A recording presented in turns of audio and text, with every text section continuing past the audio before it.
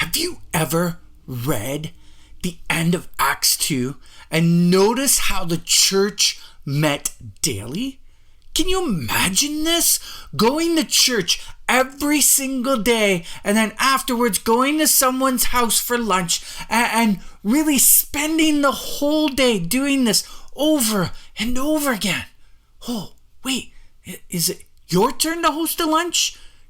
Does that exempt you from going to church because you have to take the time to prepare for everyone to arrive?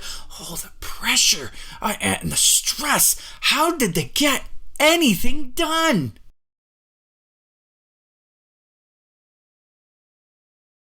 Okay, this is where we get some historical context. This is probably one of my favorite subjects because let's be realistic. This is impossible. There's no way we can have church every single day of the week.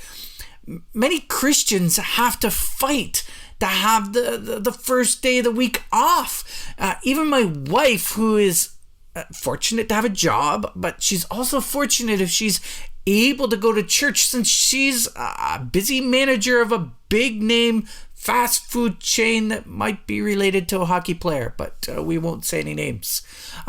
We may even see a time where the main gathering of the church might need to be in the evening in order to accommodate everyone who is working. And therefore, we should ask the question, how did the first century church do this? But before we get too far, let's read this in Acts 2, starting at 42 verses to 47. And they devoted themselves to the apostles' teaching and the fellowship, to the breaking of bread and prayers. And awe came upon every soul, and many wonders and signs were being done through the apostles. And all who believed were together and had all things in common. And they were selling their possessions and belongings and distributing the proceeds to all as any had need. And day by day, attending the temple together and breaking bread in their homes, they received their food with glad and generous hearts, praising God and having favor with all the people. And the Lord, this is where we get this idea from, the Lord added to the number day by day those who were being saved. Now, this seems like an ideal situation for the church. And I know of churches that have made this a part of their mission statement. But how realistic is it? Day by day, they went to the temple and later they would break bread in their homes? How is anyone making any money? Do these people have jobs? Like, think about this. Well, I found this article or this commentary by William Barclay. He's a theologian who's gone to be with the Lord. He gives us a little bit of insight into this. And it comes from the Bible background commentary because it was during this time when this was written that the Roman Empire had 60 million slaves. And these slaves would do the jobs of a doctor, a teacher, a musician, actor, secretaries. These were all jobs performed by slaves. In fact, all the work of Rome was done by slaves. Romans had this attitude of that there was no point in being the master of the world and doing someone else's work.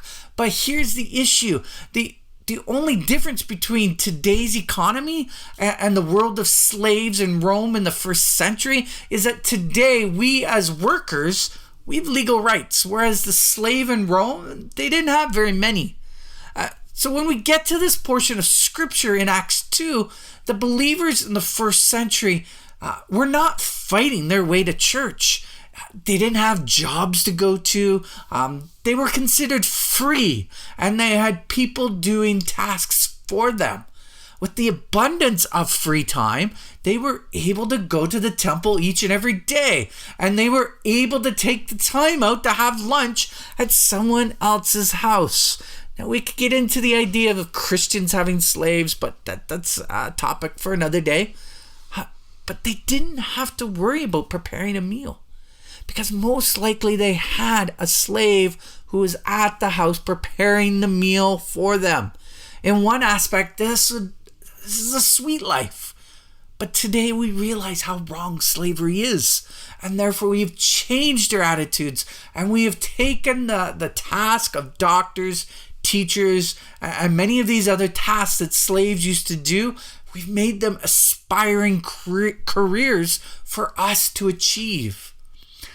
In the process of doing this, though, we have made the Acts 2 church impossible. Even the necessary changes that were made in the first century have led to the many confusions today. For example, the difference between the Sabbath and the Lord's Day.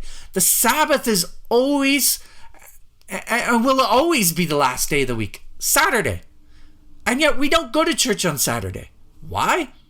Well, after Jesus died, there was this growing tension between the new Jewish believers and the new Gentile believers, those who continued to follow the Jewish law and then those who did not. Because of this tension, Paul writes this in Colossians 2:16. Therefore, let no one pass judgment on you in questions of food and drink, or with regard to a festival or a new moon or a Sabbath. Acts 15 even describes a council, the Jerusalem Council, which the early church leaders decide that Gentiles did not need to follow most of the Jewish laws. This included the Sabbath requirement. However, the New Testament never describes a change in the day that the Sabbath is to be observed. Therefore, we have to assume that the early church still observed Saturday as a Sabbath, which then leads to the question, why did Christians change their day of worship? Now, unfortunately, no answer is truly given as to why. But if we jump ahead to Acts 27, chapter 20, verse 7, we see this about Paul.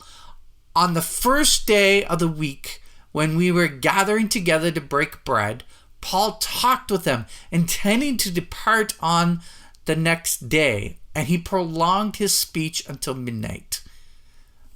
Now, the story goes along, and eventually somebody falls asleep, falls out of the window, but here's the point. We must also remember that the church is being persecuted now. One can imagine that it is becoming impossible to meet every single day, and therefore adjustments were made and the church began to gather on Sunday, the Lord's Day, the first day of the week. This may have allowed for some Jews to still follow the Sabbath laws and to worship at the temple during times of persecution, at the same time remaining hidden from those who may have killed them for being believers. And anytime you read the scriptures about the Lord's Day, or how they gathered on the Lord's Day, that is a reference to Sunday. So we can see how adjustments and changes were made in the very beginning to allow for people to worship God as a church. But it wouldn't be until the Roman Emperor Constantine instituted this change centuries later, and to finally make it official what was already happening. You know, the practice was already widely spread by the majority believers, and it should make us realize that as things become harder and harder for people to come to church, we might and we should possibly be willing to change traditions and practices in order to accommodate and allow for new people to come to faith.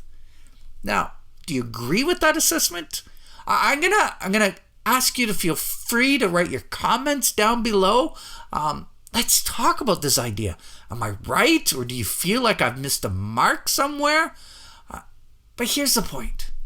It doesn't matter what day of the week we worship. You know, whether things are changed or possibly certain traditions are lost. The message of the gospel remains the same. And so let's possibly change the way we do things to allow new people to come to faith, but let us continue to live with Christ-like behavior in this world.